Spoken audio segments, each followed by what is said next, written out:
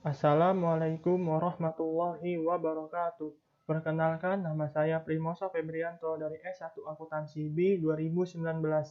Di sini saya akan menjelaskan tentang identitas nasional. Identitas nasional adalah suatu jati diri yang khas yang dimiliki oleh suatu bangsa dan tidak dimiliki oleh bangsa yang lainnya. Identitas nasional juga bisa diartikan sebagai tanda-tanda, ciri-ciri, atau jati diri yang melekat pada seseorang untuk membedakannya dengan yang lain.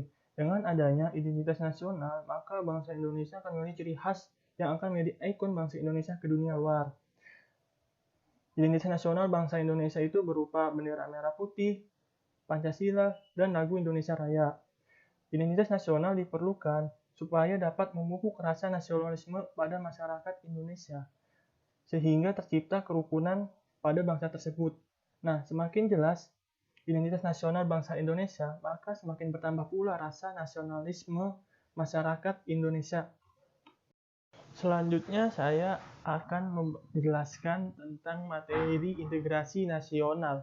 Integrasi nasional adalah usaha dan proses mempersatukan perbedaan-perbedaan yang ada di suatu negara sehingga mencapai keserasian dan keselarasan secara menyeluruh. Kenapa integrasi nasional itu penting? Karena dengan adanya integrasi, maka perbedaan-perbedaan yang terdapat di negara ini dapat bersatu tanpa harus menghilangkan perbedaan tersebut. Jadi, dengan adanya integrasi bisa membuat hidup kita bisa jadi lebih nyaman, sejahtera, dan damai dengan perbedaan yang ada. Untuk mencapai integrasi nasional diperlukan toleransi. Toleransi didapat dengan sikap saling terbuka terhadap sesama. Maksud terbuka di sini adalah saling menghargai perbedaan-perbedaan yang ada. Salah satu syarat terbentuknya suatu negara adalah memiliki konstitusi. Jika suatu negara tidak memiliki konstitusi, maka negara tersebut tidak dapat terbentuk. Konstitusi itu penting bagi suatu negara karena konstitusi bisa menjadi panduan agar masyarakat dan negaranya tahu melangkah. Agar juga adanya pembagian kekuasaan sehingga terhindar dari pemusatan kekuasaan. Namun ada beberapa negara seperti Korea Utara yang memiliki konstitusi, namun masih terjadi pemusatan kekuasaan atau pendiktatoran.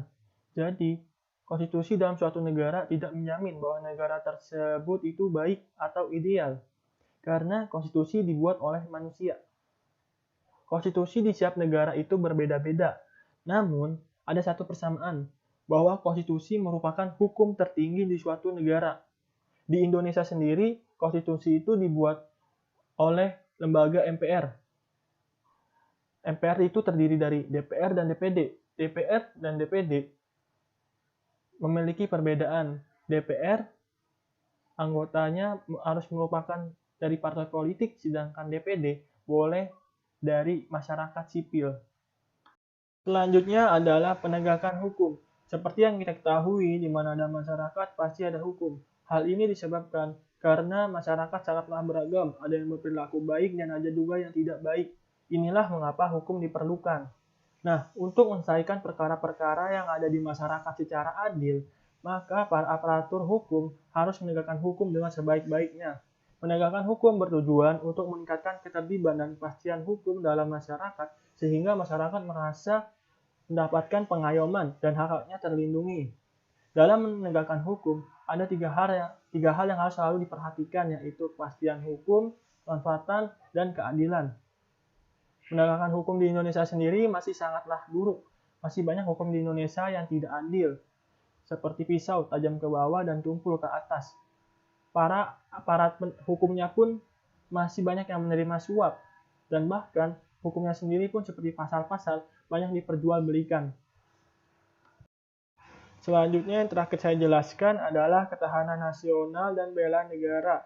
Inti dari ketahanan nasional Indonesia adalah kemampuan yang dimiliki bangsa dan negara dalam menghadapi segala bentuk ancaman yang semakin meluas dan kompleks, baik dari ancaman militer maupun non-militer.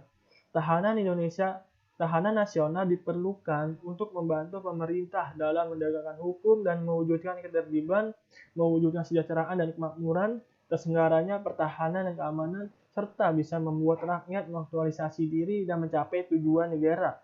Sistem pertahanan nasional Indonesia, yaitu sistem pertahanan keamanan rakyat semesta, di mana komponen utamanya adalah Tentara Nasional Indonesia dan komponen cadangannya adalah warga negara, sumber daya alam, dan sarana prasarana.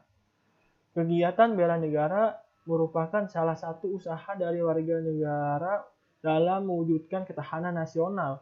Bela negara adalah sikap dan tindakan warga negara yang teratur, menyeluruh, terpadu, dan berkelanjutan yang didasari oleh kecintaan terhadap tanah air dan kesadaran hidup berbangsa dan bernegara. Di masa ini kita bisa melakukan aksi bela negara dengan berprestasi, mematuhi protokol kesehatan, dan tidak menyebarkan berita hoax. Terakhir, selama mempelajari pendidikan kewarganegaraan 1 semester, banyak yang saya dapatkan, seperti menambah wawasan saya mengenai negara, meningkatkan rasa cinta tanah air, dan meningkatkan rasa kepedulian saya terhadap negara. Sekian dari saya, mohon maaf bila ada salah-salah kata. Wassalamualaikum warahmatullahi wabarakatuh.